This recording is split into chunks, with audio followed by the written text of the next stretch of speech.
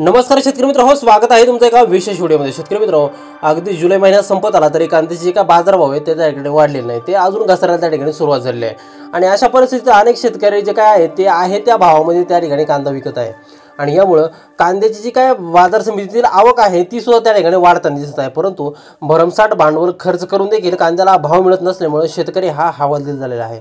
काही शेतकऱ्यांचा हा कांदा त्या ठिकाणी बराकीमध्ये त्या ठिकाणी सडायला लागलेला आहे, म्हणजे त्या भावामध्ये विक्री करताना शेतकरी त्या ठिकाणी आता दिसून येतात। एकूणच कांद्याची जी काय बंद झालेली निर्यात आहे, सरकारचं कांद्याबाबत कुठलंही ठाम धोरण नसताना मागच्या हंगामात कांद्याची सर्वात जास्त त्या ठिकाणी लागवड होते। आणि या सर्व गोष्टींमुळे कांद्याचे जे काय पडलेले बाजारभाव आहे त्यामुळे शेतकऱ्यांच्या माध्यमातून सातत्याने प्रश्न विचारला जातो ते म्हणजे कांद्याची निर्यात कधी सुरू होणार, कांद्याला अनुदान मिळणार का, एनसीसी नाफेडच्या माध्यमातून पुन्हा कधी खरेदी सुरू होणार। आणि याच बाबतीत महत्त्वाचं अपडेट त्या ठिकाणी राज्य सरकारकडून आलेलं आहे। त्यामुळे हे अपडेट जाणून घेण्यासाठी व्हिडिओ अगदी शेवटपर्यंत काळजीपूर्वक पहा आणि चॅनलवरती जर नवीन असाल तर चॅनलला सबस्क्राइब देखील करा। शेतकरी मित्र हो, आता येणारा जो काय ऑगस्ट महिना आहे या महिन्यामध्ये कांद्याला बाजारभाव वाढतील अशी अपेक्षा शेतकऱ्यांना आहे। कारण बऱ्याच वेळा गणेश चतुर्थीच्या पुढे मागे कांद्याचे बाजारभाव इथून पाठीमागे त्या ठिकाणी वाढलेले आहेत। आता आपण एक त्या ठिकाणी माहिती पाहणार आहोत म्हणजे नॅशनल बोर्ड ऑफ हॉर्टिकल्चरच्या एका रिपोर्टनुसार मागच्या वर्षी याच महिन्यामध्ये कांद्याला त्या ठिकाणी पुणे झालं, नाशिक झालं आणि मुंबई या तीन विभागामध्ये कांद्याला जो काय भाव होता सर्वोच्च भाव तो होता त्या ठिकाणी 3200 रुपये।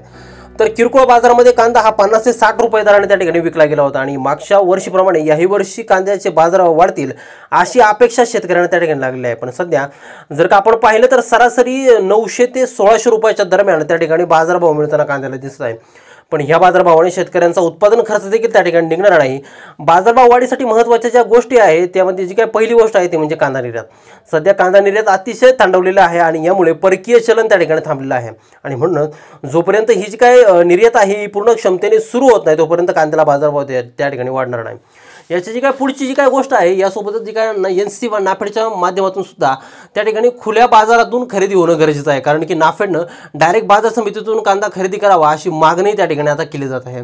ही खरेदी जर डायरेक्ट बाजार समितीतून जर झाली तर ऑगस्ट महिन्यामध्ये कांद्याला बाजारभाव त्या ठिकाणी चांगले राहतील।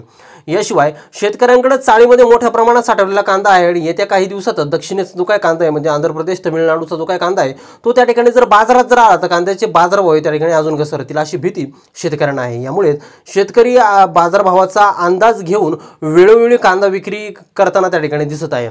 आणि हीच गोष्ट शेतकऱ्यांच्या माध्यमातून त्या ठिकाणी केली गेली पाहिजे, कारण की टप्प्याटप्प्यावरती जर कांदा जर विकला तरच त्याचे जे काही पैसे आहेत ते त्या ठिकाणी शेतकऱ्यांना थोडी त्या ठिकाणी भेटणार आहे।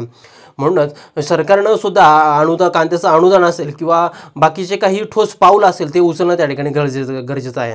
ही जर पाऊल जर उचलली तरच कांद्याला जे काय बाजारभाव आहे ते कांद्याच्या बाजारभावामध्ये बदल होताना त्या ठिकाणी दिसेल आणि शेतकऱ्यांना सुद्धा थोडेफार पैसे त्या ठिकाणी कांद्याच्या माध्यमातून हे मिळतील।